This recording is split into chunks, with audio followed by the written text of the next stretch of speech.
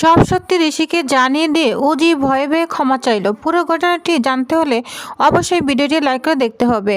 গল্পের শুরুতে দেখা যায় অজি বারবার নিজে মনে ভাবছে কিভাবে হঠাৎ করে বাগুইহাটের কথাটা আমার কানে এলো। নিশ্চয়ই মেসমশাই আর শঙ্খদা এই কথাটা বলেছেন, না হলে তো এই কথাটা আমার কানে কিছুতেই পৌঁছাতে পারতো না। অজি নিজেকে বুঝিয়ে নিতে চেষ্টা করছে, কিন্তু ভয় আর অনিশ্চয়তায় যেন তার সব ভাবনাকে ঘিরে রেখেছে। এরপরে দেখা যায় কাকুমণি বারবার ম্যানেজারের কাছে প্রশ্ন করছে বাকি মাল কোথায়, কিন্তু ম্যানেজার কিছু বলার আগে দুর্জয় তার ভয় দেখানোর কৌশল কাজে লাগায়। তিনি দৃঢ়কণ্ঠে বলে সব মাল তো ওই সাইডে রয়েছে। ম্যানেজার এতটাই ভয় পেয়ে যায় যে কোনো কথাই বলতে পারে না। এই পুরো পরিস্থিতি দেখে আমি নিজেও একটু ঘাবড়ে গিয়েছিলাম, কিন্তু ধীরে ধীরে পরিস্থিতির নিয়ন্ত্রণ আসে। আমি মনে মনে নিজেকে শান্ত করার চেষ্টা করি, সব ঠিক হয়ে যাবে, চিন্তা করার কিচ্ছু নেই। ঠিক তখনই সনাতনবাবু চলে যান, আর তারপর দুর্জয় সবার সামনে কান্নার নাটক শুরু করেন, যেন সবাই তার প্রতি সহমর্মিতা দেখায়। তিনি কাঁদতে কাঁদতে বলেন, আমি কখনো ভাবতে পারিনি যে আমাকে এমনভাবে অপমান করা হতে পারে। শেষ পর্যন্ত আমার সাথে এমন আচরণ হলো, আর আমি ভাবছি এই ব্যবসায় আমার থাকার কোনো মানেই নেই। এই দৃশ্যে সবাই হতবাক। ঋষি দ্রুত এগিয়ে এসে বলেন, না না মেসমশাই, আপনি এভাবে বলবেন না, ঘটনা এমন নয়। এ সময় সবাই কৌতূহল প্রকাশ করে একসাথে জিজ্ঞাসা করে, ঠিক আছে কাকুমণি, বাগেরহাটের কথাটা তোমাকে কে বলেছিল, তুমি কার কাছ থেকে জানতে পেরেছ? কাকুমণি অবশেষে জ্যোতির কাছ থেকে সত্যিটি জানতে পারেন। সবাই যেন শ্বাসরুদ্ধ হয়ে বসে আছে। ঋষির বাবা শান্তভাবে বলেন, না না জ্যোতি, তুমি সরাসরি এভাবে সব বলে দিলে ঠিক হলো না। আমরা সবাই যে দুর্জয় শঙ্খর দিকে আঙুল তুলেছি, তার স্বাভাবিকভাবে তাতে খারাপ লাগতে পারে।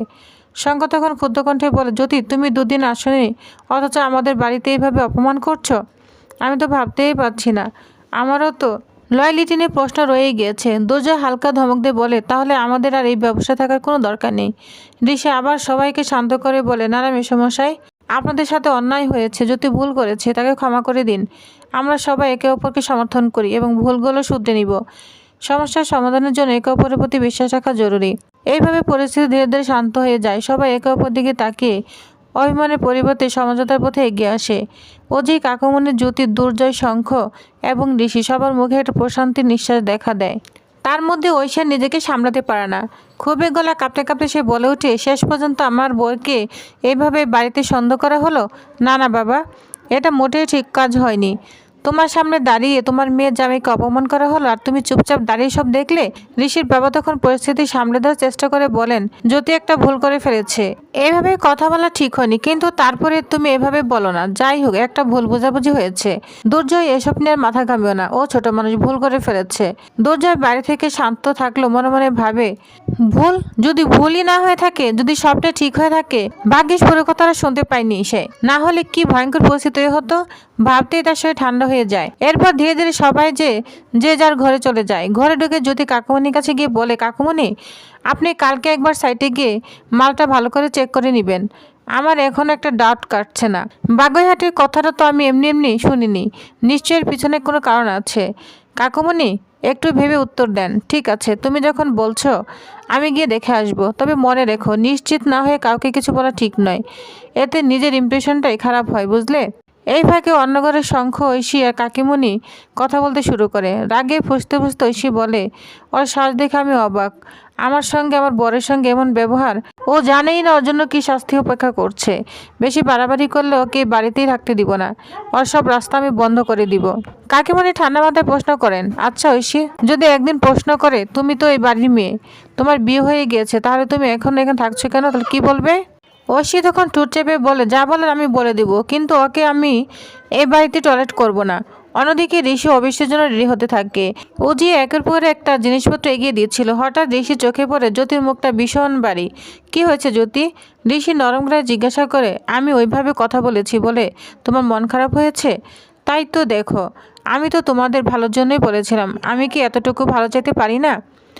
এই সময় উজি হঠাৎ বলে ওঠে, মাফ করবেন আমাকে, এই কথাগুলো বলতে হচ্ছে। আপনি জেলে যাওয়ার পর থেকে মা খুব চিন্তিত ছিল। আপনি ফিরে আসার পর মা একটু খুশি হয়েছে, জানেন কত পিঠে বানিয়েছিল।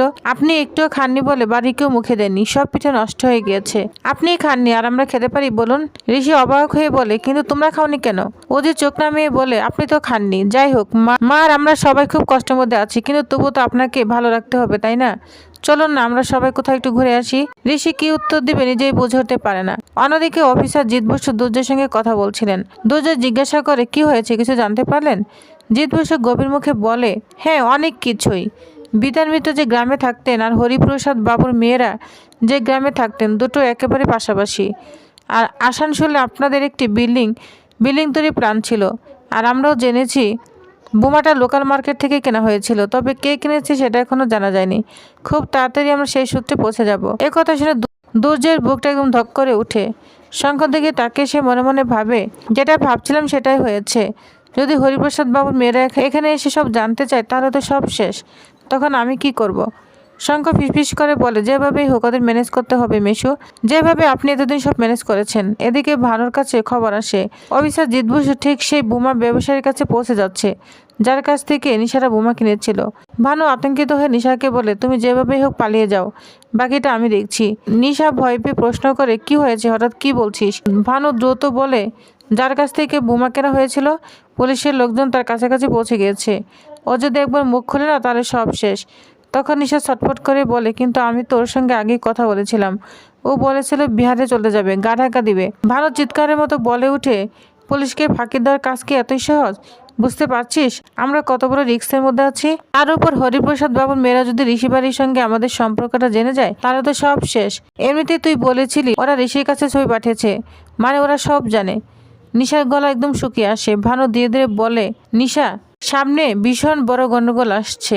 এদিকে ঋষি বাড়ির সবাইকে ঘিরে বসে আলাপ চালাচ্ছিল। আড্ডা যেমন জমছিল তেমনি মনের গভীরে একটা অস্বস্তি ছিল। কিছুক্ষণ চুপচাপ থাকার পর সে ধীরে ধীরে তার মায়ের দিকে তাকালো। নিঃশ্বাস নিয়ে বলে, মা আমি ভেবেছি আমাদের গ্রামের বাড়িতে একবার ঘুরে আসাটা ভালো হবে। আমি চাই আমরা সবাই মিলে যাই। তার কথায় অজিত চোখে জিলিক উঠল, মুখে হাসি নিয়ে বলে, ভুবন ভরে চলুন, এই সময়টা না মিস করা যাবে না। শুনেছি আপনারা ওইখানেই রিসোর্ট বানাচ্ছেন। শঙ্কর এসে উত্তর দিল, হ্যাঁ ঠিক বলেছ, আমাদের রিসোর্টটা তো ওখানেই হবে এবং পাশে সেই জমিটা নেওয়া হয়েছে, যা আমরা দেখার কথা ভাবছিলাম। অজির চোখ জ্বলে উঠে। সে উত্তেজনায় বলে, দারুণ, তাহলে শুধু কাজের খুঁজি নয়, সবাই মিলে আনন্দ করাও হবে, সাইডের কাজগুলো দেখা যাবে।